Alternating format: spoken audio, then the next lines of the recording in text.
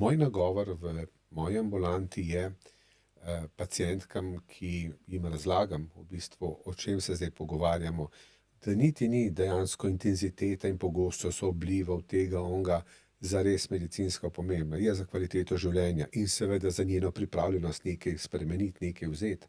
Ampak tisto, o čemer se pogovarjava midva za to pacientko, je, kakšna bo ona pri 80 plus. A ne? Ker pričakujoč, se pravi v tvoji generaciji, da bojo ženske živele do 90 leta z redkimi izjemami, ki bo kakšna grozna bolezen ali pa prometna nesreča ustavila. Drugače pa je to. Se pravi, gospa, jaz si predstavljam, da boste vi pri 80 ležala stegnjena na ležalniku ob bazenu in reševala križanko. Pomeni, da ne boste imela patoloških zlomov, da ne boste vsa zvita, da ne boste dementna. In o tem se danes pogovarjamo. To bomo preprečevali na dolgi rok. A ne? Vidiš, Ne moja takrat. ženska pa si sama prinese vrečke iz trgovine gor, a ne? Aha. Si sama pospravi stanovanje, Morda poskrbi za dementnega moža, ki nima take ki obravnave. nemočno leži.